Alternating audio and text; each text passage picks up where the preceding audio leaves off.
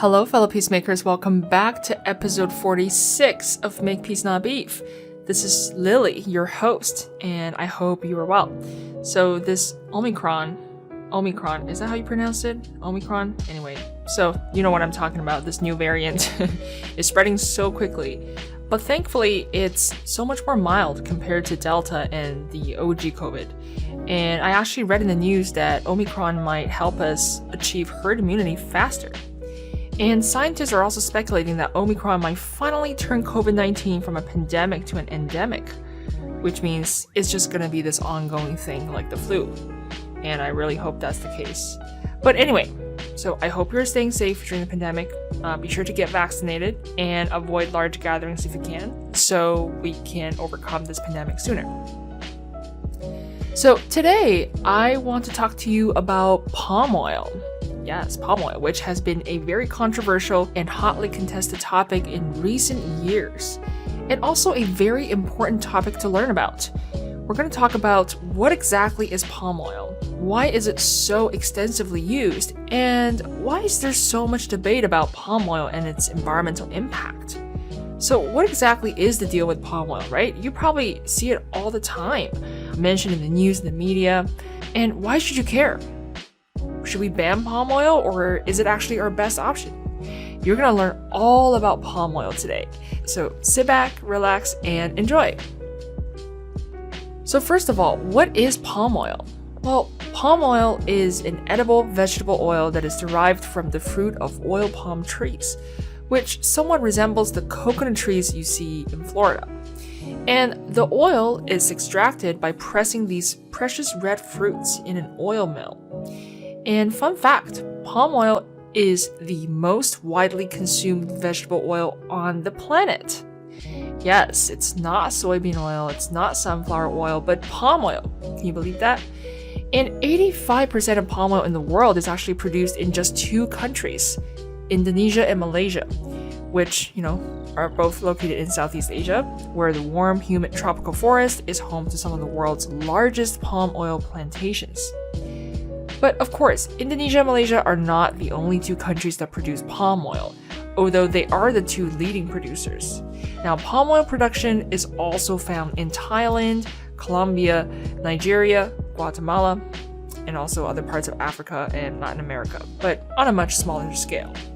If you actually go Google images of palm oil plantations, you will see these stunning aerial shots of palm oil plantations displaying this intricate pattern of the plantation fields, which ironically I find to be very beautiful looking, I think.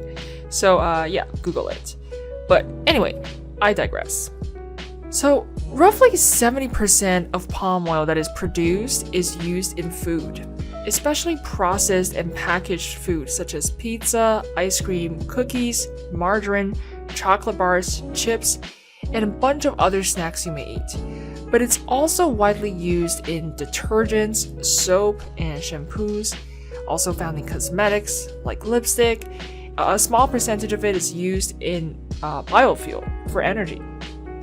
So some very well-known companies that I'm sure you've heard of that are major users of palm oil include L'Oreal, the cosmetics company, Hershey chocolates, McDonald's, everyone's favorite fast food chain, Colgate, Unilever, General Mills, Kraft, Nestle, so on and so forth. And most of us actually consume palm oil on a daily basis without even noticing it because it's so deeply embedded in our diet, especially as North Americans. It's literally in everything. Now, some of your favorite products that contain palm oil includes Nutella, which is about 20% palm oil, and then Oreos, Skittles, Cheerios, Fruit Loops, a bunch of different cereal brands, they all use palm oil. Oh, also Kit Kat bars, and your Colgate toothpaste. It's virtually everywhere, and if I look through my cabinet, I guarantee you 80% of the products I have probably contain palm oil. And here's the other thing. So palm oil does not always appear as palm oil on the ingredients list. It can take on many forms and variations. Sometimes it appears as palm oil, palm kernel, palmate, palmoline, glycerol, stearate, vegetable fat, and a bunch of other names. All these chemicals in our food, no one knows what they actually are. Jeez. Now, as of 2020, globally, we produce about 73 million metric tons of palm oil per year. And this number is expected to rise to 264 to 447 million metric tons by 2050. So basically, the annual demand for palm oil could roughly quadruple in 30 years, which is insane if you think about it. Before I talk about the problem with palm oil and all the environmental implications around it, let's first examine why do we even need to use so much palm oil, right? Well, first of all, palm oil is really cheap and it's got a very high yield, and it's much more compact compared to other oil crops like soy and rapeseed. And compared to soy, oil palms only require around like 1/8 of the land to produce the same amount of oil. So it kind of tops all the other oil crops in terms of yield and efficiency. Now, secondly, palm oil is very versatile. It has excellent cooking properties, and it can maintain its properties even under very high temperatures. Thirdly, it's smooth and creamy, which makes it ideal for baked goods. And lastly, it has this natural preservative effect that allows it to extend the shelf life of food products, especially packaged food sold in supermarkets. And so palm oil serves as a practical purpose in our food systems and a bunch of other fast-moving consumer goods, also known as FMCG for short. That's the industry term. Now, let's talk about some of the biggest concerns with palm oil, and the biggest one being deforestation and biodiversity loss. But not just deforestation anywhere. Palm oil is causing the rapid disappearance of the Borneo forest, which is an extremely biodiverse and rich tropical rainforest located on the Borneo Island in Southeast Asia, home to orangutans, elephants, rhinos, Sumatran tigers, and a bunch of other endangered species. And geographically, the island is divided between Malaysia, Indonesia, and Brunei, so 3 countries. Now, palm oil production is responsible for roughly 40% of the deforestation in the Borneo forest. And vast swaths of land are cleared and natural habitats are destroyed for palm oil production, because oil palms, like I said earlier, only grow in these warm, humid tropical peatlands. And this process releases a huge amount of carbon dioxide because the trees in the Borneo act as nature's carbon sinks that have trapped and stored carbon for millions of years. And now, by burning and cutting these trees down and letting them rot, we are effectively releasing all this stored carbon back into the atmosphere. A study done by Nature in 2020 showed that palm oil plantations in Southeast Asia alone contributes to 0.8% of global greenhouse gas emissions, which may not sound like a lot, but it's almost half of the emissions from global air travel. Not only so, the process of deforestation involves slash and burn for forest clearance, and this often leads to forest fires that spiral out of control, especially during dry seasons, which in turn leads to massive forest loss in the Borneo, as well as irreversible wildlife and habitat destruction, but also smog that causes the air quality to drop sharply to unhealthy levels in neighboring countries such as Singapore and Malaysia. Palm oil production clearly also poses a serious public health threat to people living in these neighboring countries. But furthermore, palm oil, like many other industries, suffers from persistent human rights abuse. Now, there's been evidence of human rights violations including loss of indigenous lands and displacement, labor trafficking, sexual abuse, child labor, and extremely unsafe working conditions. And this has been ongoing in the palm oil industry. So now that we kind of looked at all the problems with palm oil, what are some solutions that we have?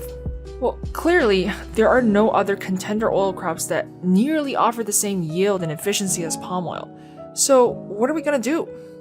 Back in 2004, there's an organization called the Roundtable on Sustainable Palm Oil, or RSPO for short, that was established to promote the production of sustainable palm oil for the planet. And they actually established this certification system for palm oil plantations to be considered sustainable based on a list of criteria that they have, including things like, commitment to transparency, environmental conservation, responsible development of new plantings, use of best practices for growers and planters, so on and so forth.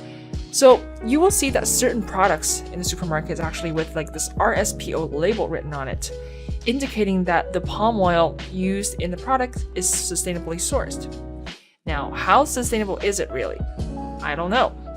But the good thing is there is another way to reduce the environmental impact of palm oil, and it's through methane capture. So during palm oil production, a huge amount of methane gas is released from the palm oil wastewater lagoons. And if you remember from previous episodes, I talked about methane and how it's an extremely potent greenhouse gas that is far more potent than CO2 when it comes to its global warming potential. But the good news is we can now capture this methane and turn it into renewable energy to power the palm oil plants. Now the question is, should we ban palm oil, or are there better alternatives to palm oil? Well, the answer is not simple. Personally, I don't think we should ban palm oil, because in terms of yield, it is by far the most efficient oil crop in the world. If we ban palm oil, we then have to replace it with other oil crops, which may use up way more land and water to produce the same amount of oil as palm oil. Now, let's quickly look at the alternatives. Is coconut oil better than palm oil? Some research shows that coconut oil threatens far more species compared to palm oil, so one could argue that it's even worse. Now, what about soybean oil? I already mentioned earlier that soybean oil takes up way more land than palm oil for the same amount of yield. And what about olive oil? Well, there's also research that has shown that olive oil plantations apparently use up so much water that it is now turning parts of Italy, Greece, Spain, and Portugal into deserts. Yikes! So what should we do at this point? Well, if you ask me, I say all these oils are pretty bad in their own way, so we're just gonna have to pick the lesser of the evils. If you really want to help the environment, and if you can afford it, I say either go for the organic sunflower oil, organic cold-pressed olive oil, or I guess fair trade certified sustainably grown palm oil for that matter, with the RSPO label. That's probably the best option that you've got. But we live in such a complicated world, it's really hard to make good decisions sometimes. And sometimes there are no better alternatives, and such is the sad reality we're confronted with. But as a general rule of thumb regarding palm oil, I would say this. Typically, if you eat a whole food plant-based diet with lots of fresh produce, and if you minimize processed food in general, you're more likely to avoid palm oil, since palm oil, like I said, is usually found in packaged food. So eat fresh, cook at home, is probably your safest bet. Alright, so that's it for today's episode on palm oil. I hope you learned something new, and be sure to spread this knowledge with your friends and family, but of course, always feel free to fact check the things I say by doing your own research. I hope that helped you make better choices in your life, and I'll see you in the next episode.